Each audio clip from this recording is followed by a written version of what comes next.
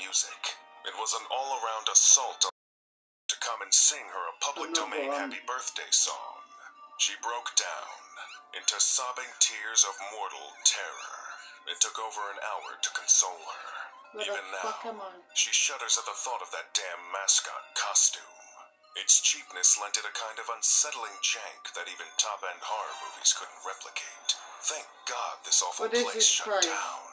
That gives Trish pause. She tries to recollect. Why did this place close down again? Oh, fuck. There was some kind of scandal.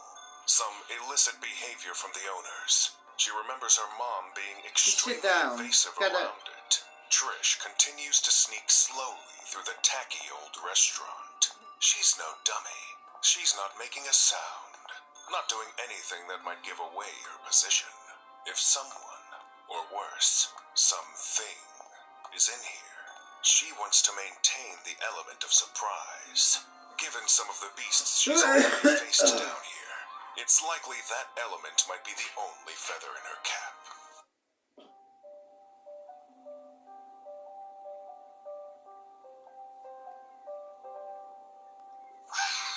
Sit down, pause it, and tell me where you're from. You may as well. That's true.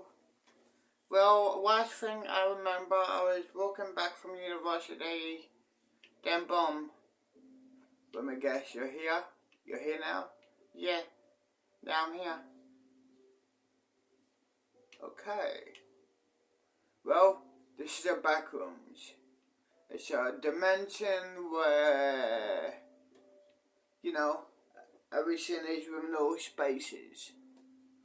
If you're afraid of with no spaces, well, it's not good for you here, unfortunately.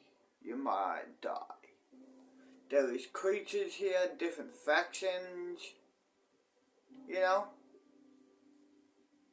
Okay. What's your name? Dylan. What about you, yourself? Emily. How old are you, Dylan? 32 years old. 38 years old, I mean. Oh, good. What about you? 29. Oh, good. Press play. Place seems abandoned, so it makes her jump when she notices some figures huddled around a table in the corner. Are those kids? She needs to help them get out of this nightmare. But as she approaches, she comes to the half-relieving, half-disturbing realization that these aren't children at all.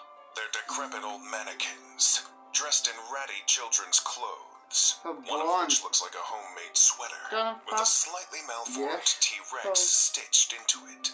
Just looking at it gives Trish the creeps. She steps away, doubling her caution, and begins searching the rest of the building, her M4 still drawn. She passes through a broken-down arcade. The box is coated in dust, and many of the screens smashed in, or covered with an out-of-order sign. One of the arcade boxes, a dilapidated game called Polybius, has the words "Game Over" scrawled over the glass. Trish begins to feel a weight on her chest, as though some invisible, oppressive force has been following her, slowly growing in power and influence. She needs to keep moving, or something terrible will happen to her. Trish inches past the filthy-looking ball pit, which she remembers freaking her out as a kid. Back then, she imagined it secretly being full of snakes, gators, and sharks. Now, she pictures it being full of dirty needles and diseases that nobody has contracted since 1926. Disgusting. Eventually, she finds her way to a discreet door labeled "Staff Only." Perhaps this would be the manager's office. If there are answers anywhere in this terrible place, they're here. With a little bit of careful jimmying, the lock comes open soon enough, leading her into a room that looks like it hasn't been inhabited by human beings in decades. The air is thick with dust and dead skin particles. The light is dim and murky. The room is dominated mostly by a large metal desk, every drawer locked. But what attracts Trish's interest is the manager's choice of wall decals. The wall is practically plastered with missing posters, featuring faded, smiling pictures of people of all ages. Trish gulps, the narrative suddenly forming in her mind. One of the many missing posters draws her eye. House Danager, a young boy wearing a homemade sweater with a T-Rex sewn into it. Exactly like the shirt Trish had seen on one of the mannequins earlier. Trish decides she'd much rather hang around the abandoned office on level 4 than spend another second in this absolute nightmare. But the second she steps out of the office to make her way back to the elevator, she realizes that this new mission might be easier said than done. Because she's not alone on this level, and the level's other occupant is standing in the shadows a few feet in front of her. Trish, meet Barnaby Bunn, your worst nightmare. Well, this entity isn't Barnaby Bunn per se, but it certainly looks like a Barnaby Bunn mascot suit. The same one tone. This life-sized bad news bunny stares at Trish with its big cartoonish eyes and tilts its head menacingly.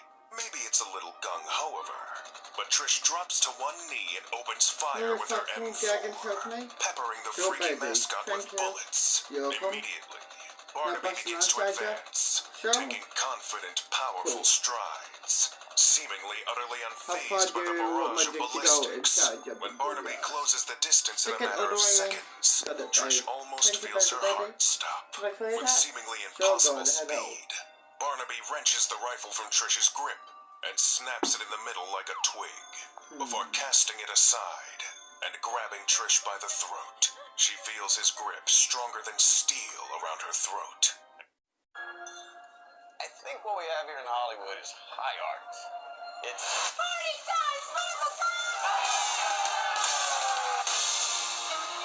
If you could go anywhere in the whole world, where would you go? I always wanted to be part of something bigger. Yeah. She feels his grip stronger than steel around her throat as he lifts her clear off the ground, still staring impassively with his big cartoony eyes, as though this little interaction means nothing to him. Trish can feel her world going dark. She needs to do something quick, or she's going to die in the decaying memory of a crappy old pizza restaurant. Her adrenaline kicks into overdrive, and she balls her fist, punching Barnaby in his big, sneering head again and again. He shows no sign of pain, but little by little, his grip loosens, causing Trish to fall back to the ground, coughing and spluttering. Now's her chance. Thinking fast, with her rifle destroyed, she reaches into her bag and pulls out a grenade. In one fluid motion, she pulls out the pin, stuffs it into the void behind Barnaby's buck teeth, and makes a mad dash for the hall. Seconds later, she hears an almighty explosion and looks behind her to see that the rest of the store has been consumed by an inferno, smoke billowing out into the hallway after her. It seems as though the whole building has been destroyed, but then she hears footsteps getting closer and closer, until Barnaby Bunn, utterly unharmed, walks out of the flames. Trish knows now that there's no point in even trying to fight him. Instead, she turns and runs for her life towards the elevator, hearing his footsteps behind her. She hammers on the call button and turns to see that Barnaby is only a few feet away, when the doors finally open and she practically leaps in and hits the button for level 4. But why isn't the elevator going up? Once again, she sees Barnaby Bunn sliding his paws in between the doors and prying them open like some movie maniac. Trish screams, and with all her strength, delivers a booted kick to Barnaby's face, causing him to tumble back just long enough for the doors to close, and the elevator to begin its ascent. Trish collapses against the back of the elevator, breathing heavily, glad to be alive, but once again, shocked and terrified by just how bad things can get down here. Little does she know, it's going to get much, much worse. Want to continue your journey into all facets? Some things leave you guessing. MailChimp takes the guesswork out of email targeting by predicting... Welcome back, Explorer. We hope you have your sea legs, Because on today's episode of Backrooms Explained, we're taking to the open oceans, or at least the Backrooms equivalent, for level 17. Now, don't panic. We're not dropping you back into the briny depths of level 7 to contend with Tiny and the giant beast below. That'd just be inhumane, and who could accuse us of that? Instead, you're going to be the newest resident of the Backroom's largest naval vessel, the Carrier. We hope you find it hospitable, having thankfully no-clipped out of the forever-altering environment of level 16 before you were frozen, burned, melted with lava, and dehydrated in a desert in the same unpleasant afternoon. You find yourself wandering another old favorite, a tight metal hallway. You can hear pipes gurgling and steel creaking all around you. Distantly, you can hear the ocean lapping at the sides of the ship, a mighty aircraft carrier in the literal middle of nowhere. However, you're still feeling hopeful. You'll take a seemingly abandoned naval asset over the harsh environment of an endless open landscape any day. After all, in the confines of the ship, you might be able to get your hands on some MREs, meet some fellow Backrooms wanderers, or maybe even get access to some new supplies and weapons. After all, these last few Backrooms levels really haven't been too kind on your attempts to gather supplies. Nobody said this experience would be a picnic, explorer. But you keep on walking down the narrow corridors of the carrier's lower levels, cringing at every pronounced clank your footsteps seem to make. You've learned on so many levels now what a terrible idea it is to draw attention to yourself in the Backrooms. As the old saying goes, when the fox hears a rabbit scream, he comes running, but not to help. You make turns, twisting your way through various reinforced doors and bulkheads.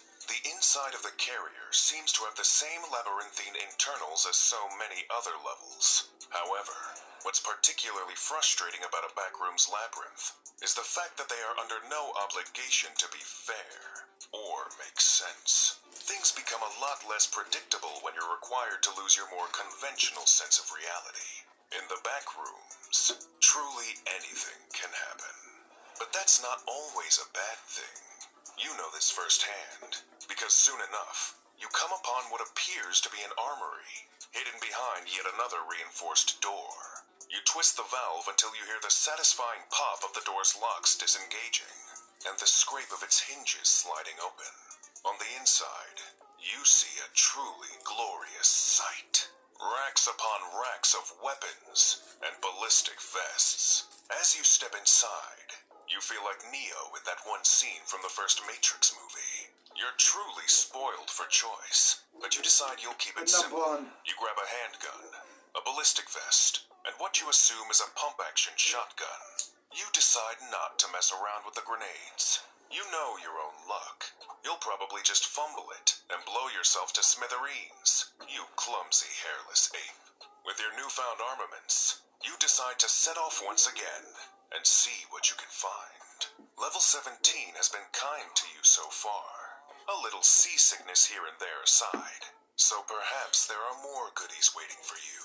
Who knows? This might even be one of those rare chill levels you sometimes find, which always feel like a wonderful treat. These are the nice, cozy thoughts passing through your mind when you suddenly get shot in the back. But hey, you're not entirely unlucky. The shot seems to have come from quite a distance away, and thanks to the ballistic vest you had the foresight to purloin, it really only feels like someone whacking a baseball bat into your back with tremendous force, cracking a couple of ribs and laying you out against the cold metal ground. That's when you hear the voices behind you. One of them says, "Why the hell did you shoot him, Jonesy?" The other, quivering in a way that betrays a kind of strained paranoia and panic, says, "He was an imprint. I just know it. He gave me the feeling." Imprints. That's a new one. You think to yourself, as you desperately try to summon the strength to stand. Despite the sudden and immense pain in your back, you can hear a pair of footsteps getting closer, and hope that whoever these two are, they're not fans of implementing the classic double tap. That's when you hear the telltale click of a gun being loaded. and a sudden rush of adrenaline springs you back up to your feet, as though you've just been given an electric shock.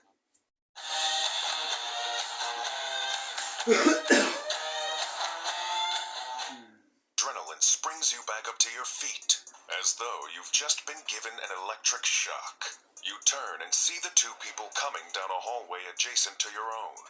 Both shocked strangers, wielding rifles. As the two instinctively shoulder their weapons, assuming that you are indeed whatever an imprint is, you leap out of the way, darting down the hallway out of view. Just shoot. The two strangers waste no time in opening fire. The reports of their rifles are deafening in these tight metal hallways, as are the loud ting-ting-tings of their bullets ricocheting off the walls. You need to get out of here before this pair of paranoid weirdos turns you into ballistic Swiss cheese. You make a sudden turn through a door at the end of the hall, and find yourself staring up the shaft of a large metal stairway. It's too late to turn back now. You can hear the distant footsteps of the duo getting closer. All you can do now is start running up the stairs and hope they don't find you. We just have one question.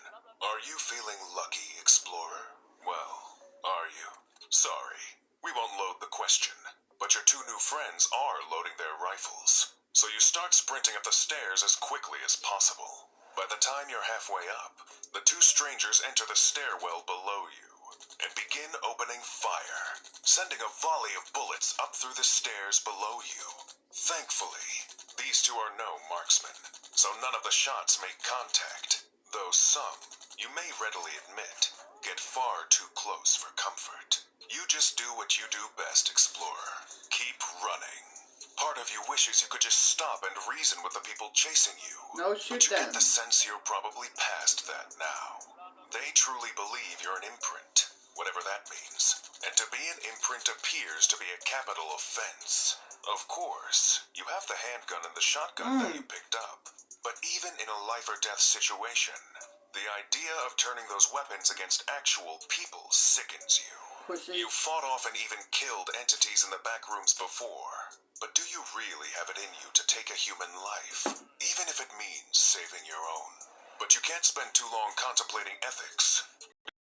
All at random, pack through different doors in hopes of making sure that they lose your scent. This plan ends up paying off, because after a few minutes of frantic evasive tactics, you can no longer hear their footsteps. It seems like you've lost them. Well done, Explorer. You take a moment to sit down and breathe heavily as the adrenaline wears off. You feel that dull, throbbing ache in your back again, where the bullet struck your ballistic vest. YouTuber be a pussy? Book your holiday now at Webjet and pay in 4 easy installments with Afterpay. DC Gaza, but AJ the Gamer, even other YouTubers are pussies. You're furious at every movie you've ever watched that showed some action hero or Even super this cop YouTuber shrugging is a off pussy, gunshots a with the help of a storytelling handy YouTuber. bulletproof vest like it was nothing. In reality, it hurt like hell. Though at least you're still alive. For now. Perhaps some almond water will help ease the pain. If you can find any out here. When you've regained some energy, you rise to your feet again and continue walking down the desolate halls of the carrier. Besides You haven't Davis, seen any rooms in a while. Invisible Davis No barracks, Studio. no engine or maintenance rooms, no supply rooms. He's not okay even another YouTuber. armory. Because Just not more all of these those characters winding, are good at bleak kissing. hallways. Well, White Guy Occasionally, Rocky you come upon and some AJ the hallways that look Gaming, flooded, with busted but ribbons in the wall, letting jets of DC water Gaza, spew out of the metal other underneath, YouTubers are pussies. leaving a shimmering pool on the ground. Your time in the backrooms has taught you that, I just hate those oftentimes, hideous YouTubers. beasts lurk in the waters. blunt. So you make the wise decision to stay away from any hallways that look like they might lead you further into the depths. Really, you're a landlubber at heart, and you're not afraid to admit it. Naturally, when you pass into a new hallway and see a human-shaped figure standing in the far end, you're immediately on guard. You don't intend to make the mistake of your attackers and adopt a shoot first, ask questions later mentality. Instead, you shoulder your shotgun and carefully approach. Pussy. You even call out, "Hey, I don't want any trouble. I'm human, just like you. I just want to talk." You wish you'd been treated with the same courtesy. As you get closer, you get the vague sense that something is wrong. For starters, isn't it peculiar that this stranger hasn't reacted yet? The backrooms trains you to be cautious and jumpy, especially if something new suddenly approaches you from behind. Could this be a faceling that's wandered into level 17? No. A faceling still would have reacted to your voice. And how come you're the one with the 2 guns and the ballistic vest, but you're also the one feeling nervous this time? It doesn't make sense. Then, the stranger turns, and your body is suddenly awash in icy dread. This isn't a human. They look almost like one, but you know, deep down in your bones, that this entity is the furthest thing from human. You feel like you're surrounded by long, clawed hands, piercing your skin with their fingernails. You're wise enough to follow your intuition and avoid looking at the entity's face. Little did you know, if you'd made eye contact, it probably would have spelled death for you. We suppose you're not that unlucky after all. This almost human entity is an imprint. The same creature those 2 gun-toting, trigger-happy strangers thought you were earlier. And who could blame them for being cautious? Well, you could, considering they almost killed you.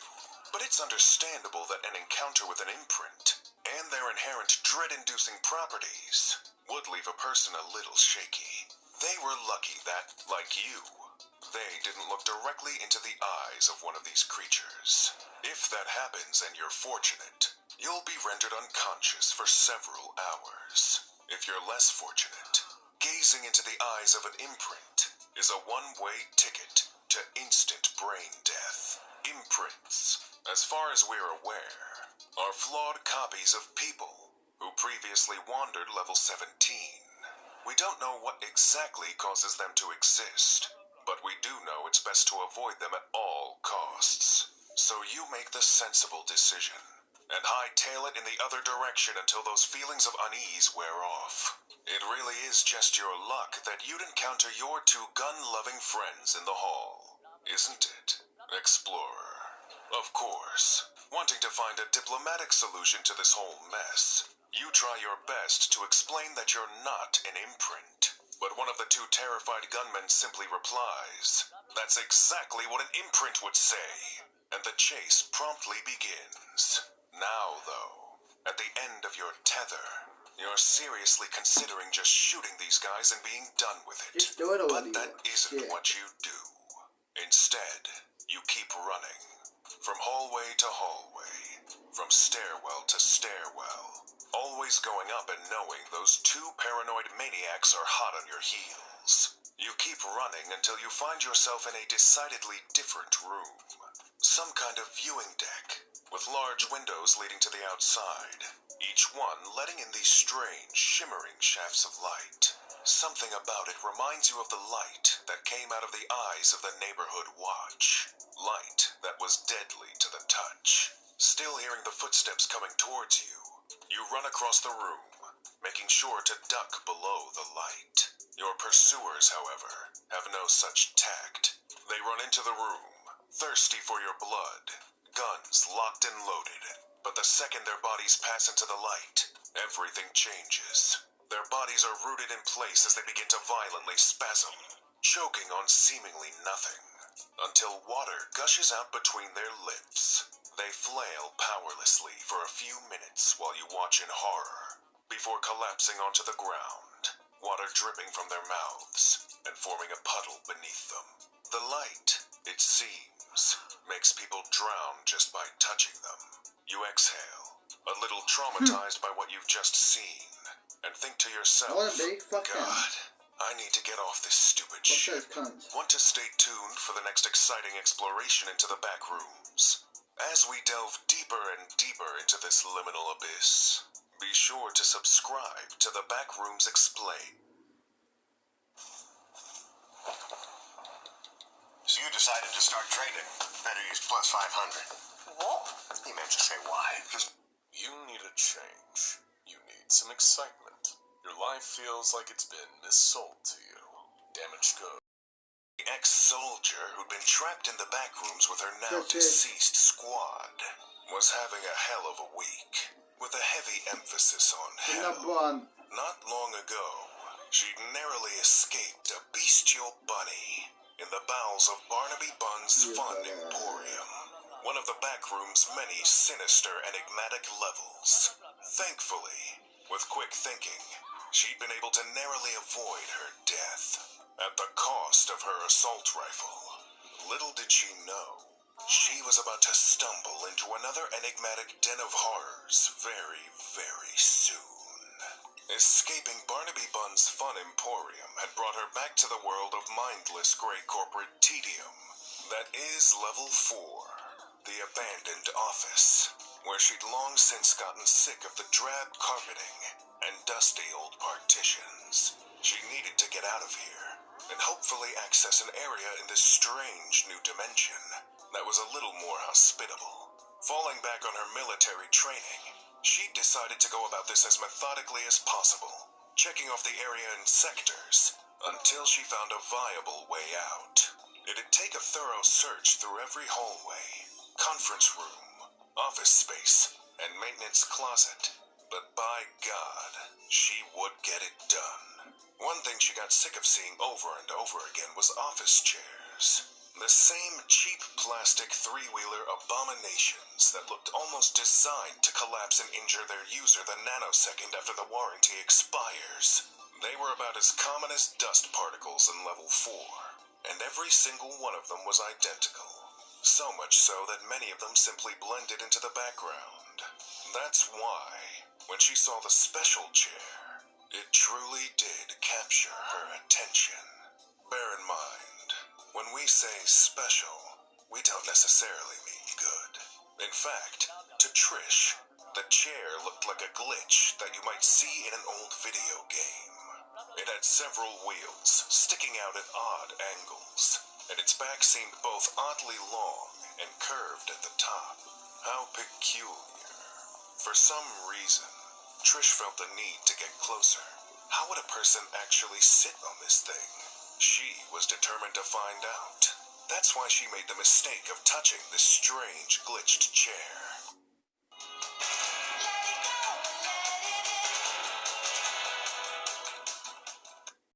Queensland is losing investors. We must keep Queensland competitive. Then blinked and saw everything had turned yellow. Suddenly, on every side she could see gaudy yellow wallpaper and feel damp carpet squelching beneath her boots. The air was filled with an irritating buzz. Her skin. While she didn't know it, Trish had no-clipped into level 0, yes, I am. which is, for many, the most common point of entry into the backrooms as a whole. She would spend hours wandering these putrid yellow halls, feeling her sense of unease grow as she came to realize that there may not be a door to anywhere here. Where's the kitchen? Trish was no slouch. She'd always believed that if you can't find a door, the next best thing to do would be to make one yourself. Yeah, she I reached do. into her hefty backpack and pulled out her handy entrenching tool, This a way. small fold-up shovel that came in extremely handy in times like this. She used it to help dig out a section of that ugly wet carpet and see the floorboards underneath. Now she was getting somewhere. There had to be some kind of logic to this place. There had to be somewhere above and somewhere below. And all that stood between her and it was a few brittle old floorboards. There'd be no challenge here. Trish smashed through a section of the floor with all her might until it... At least she wouldn't be leaping down into oblivion. She sighed and took the plunge down into the dark. Trish felt the strain in her knees as she hit the ground. Hard concrete. And after a few seconds of darkness, new light flickered on, revealing the plain industrial room she was now standing in. Trish didn't have the tools to know it, but she just appropriately nicknamed the basement. Surely nothing will go wrong down here. Still, Trish was at least happy to be somewhere that felt familiar.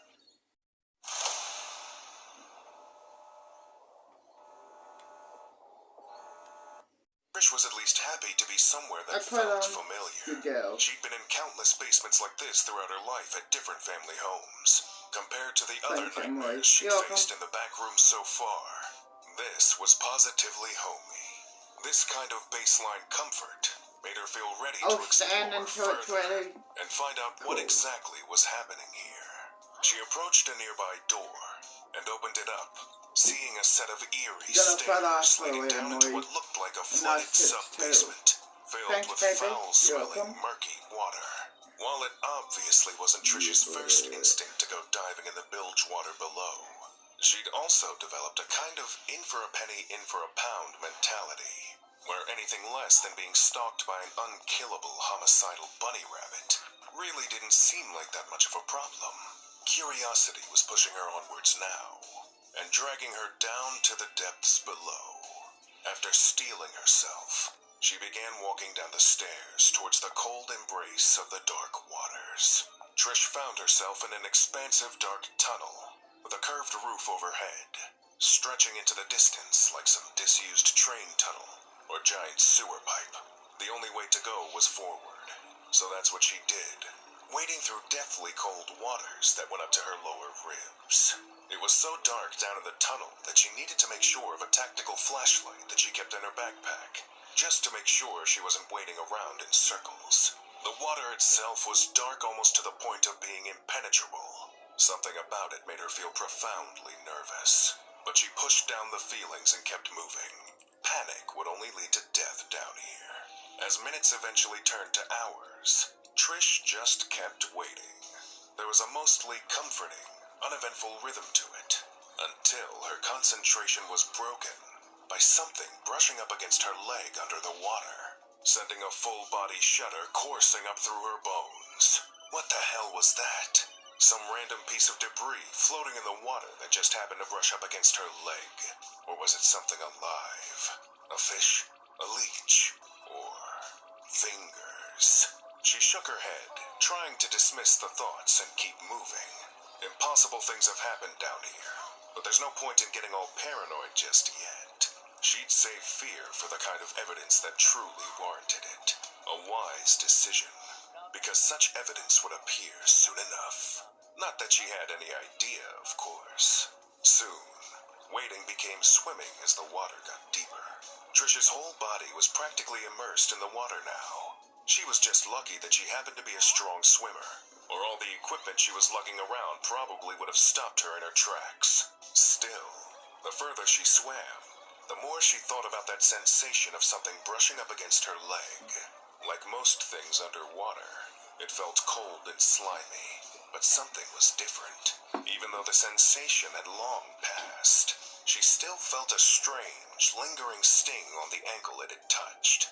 Needless to say, when she finally found somewhere to climb out of the water, she felt tremendously relieved. It was a narrow set of stone stairs into what appeared to be an even narrower hallway. Far from ideal, sure, but she'd have given anything to finally be dry after this impromptu swimming session. That relief quickly dissipated when she climbed out and saw her ankle, exactly where she felt something brush up her skin, and the subsequent lingering sting. Trish saw 4 light scratches, configured as though they were left by the fingernails of a grasping hand. Was there something, someone, beneath the water? The thought was terrifying, and as if on cue, when Trish looked out into the waterlogged tunnels she just swam in from, she saw something in the distance. What might have been a dark figure cresting out of the water, slightly further than the light of her flashlight could reach. It didn't move. It just stood there, as though it was watching. Then Trish blinked, and it was gone, reduced to ripples on the water's surface. A lot of what was happening here didn't make sense, but Trish knew one thing. She needed to keep moving right now, or something terrible was going to happen to her. Basements are creepy at the best of times, but this was on a whole other level, an enigmatic level specifically. Her body freezing, and her clothes heavy and waterlogged.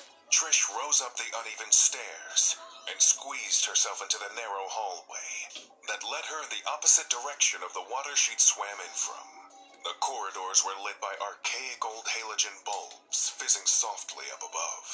At least up here, she had some hope of drying out, even though for now she was shivering from the intense cold her wet clothes were giving her. She was dripping onto the stony ground, trying to avoid getting scraped against the walls. That's when she felt it, the prickle of the hairs on the back of her neck. That primal, instinctual part of her brain just sensed something lurking behind her. And, almost automatically, her head whipped around to see it. In an important reminder as to why you should always trust your instincts, Trish saw what had set her off immediately, standing maybe 20 feet away from her, down in the direction she'd just been walking from. Just seeing it there knocked the breath from her chest. The only way she could describe the thing standing back there would be a rotting corpse, standing and watching without eyes. Its skin was gray, mottled, and loose, with long, gnarled yellow fingernails. It looked like dead bodies she'd seen on the news before, or in true crime documentaries, where the victim had been left underwater for a few weeks, before finally being dredged out. And there it was, standing and waiting, as though the second Trish looked away, it had moved towards her. But Trish was wrong about that. This corpse wouldn't wait. After a moment of silence, the zombie-like creature rushed at her. Thanks to years of training, Trish was able to draw her sidearm and fire off several rounds into the shambling nightmare. The sudden shock caused it to stumble, leaking thick black water out of the bullet holes. This seemed to slow it down, but not meaningfully harm it. Still, that was probably the best Trish could hope for. While the waterlogged zombie was stunned, she turned and ran as fast as she could in the opposite direction. Sir, do you have a phone? Yeah? What about it? Give us man 77 girls. Fuck off. Sustaining more cuts and bruises on her shoulders from the narrow walls. She could hear the wet slapping of the zombie's footsteps behind her, gaining on I'll be her. right back. I'm She gonna go needed to check move on it. faster, Oh, good. See you soon. faster. Not ready yet. Almost. She'd likely be Good. joining it Maybe. in the freezing depths. I'm number one. Providence smiled on her. In the distance, she saw the chrome doors of an elevator. Why is it always an elevator? The specifics didn't matter. She just knew in the last moment like this, it was an elevator that saved her from certain doom. And it would probably be her way out here too. As long as she could get away from this rotting monster in time. Calling upon her last reserves of energy and strength after hours of swimming, Trish picked up the pace and bolted towards the elevator. She slammed the call button, then turned around as it hummed into life, seeing the zombie a mere 10 or so feet away from her. She needed to buy time. She raised her sidearm again and opened fire, unloading the rest of the mag into the zombie's disfigured head. That's when she saw something even more nightmarish. There wasn't just one. It was a whole procession of waterlogged bodies, all marching down the narrow hallway towards her. Too many to ever possibly fight. In the nick of time, the elevator doors opened behind Trish, and she stepped backwards into the refuge of the elevator itself. She mashed the button for the floor above, feeling her anxiety spike as the zombies got closer and closer. When the doors finally closed, the zombies were mere inches away. She could feel their fists hammering on the other side. But by then, it was already too late for them. The elevator started to rise. I'll be back. Oh, good. She was safe. Here you go. Into all Thanks. facets of the Wait, hey. Just now. Got that in the Gotten hard over the cook. seasickness of the Thanks, previous baby. level. You're welcome, Don't babe. worry. There won't be any gung-ho survivors shooting at you here. We promise. And would we ever lie to you? Lucky for you, enough wandering through those dark, I'm wet not blind. corridors leads you to clipping to somewhere entirely new. Through a vapor that smells like cotton candy, and the burning dust inside a boxy old analog television. It smells like childhood. You close your eyes, feeling an immense pressure compressing your entire body, until it stops. You open your eyes, and you're somewhere new. Or is it somewhere very old? Either way, welcome to level 18, Explorer. And thanks for the memories. You realize you're not standing anymore. You're sitting cross-legged, like a child, on a colorful carpet. You look up to see the garish room you're sitting in, and you're hit with deja vu, like a runaway freight train. The rudimentary pencil and crayon drawings on the wall. The alphabet garland snaking around the space where the wall meets the ceiling. The posters detailing facts about animals, science, and half-hearted anti-bullying messages. All those tiny chairs and desks, and the blackboard covered in scribbles. You're in your second grade classroom. Miss Taylor's class, yes. You remember it clear as day, though you probably haven't actually set foot in here in 20 years. And no, for once, we don't mean that it looks similar to Miss Taylor's class, or that it evokes connecting memories. This is Miss Taylor's classroom, exactly as you remember it, even down to the Darth Vader pencil topper on her front desk that you used to think was so cool. How is this possible? Have you gone from a world where you're irrelevant to a place where you truly are the main character?